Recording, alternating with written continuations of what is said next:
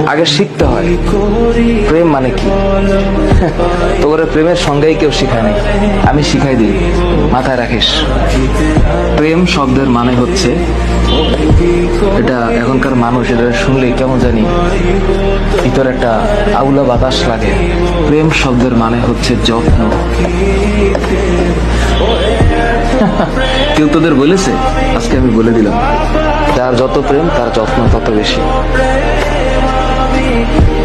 আর এর সাথে আর একটা টুকুর করে একটা শব্দ মাঝখানে লাগিয়ে দিলেই খেলাটা অন্যভাবে ঘুরে যাবে।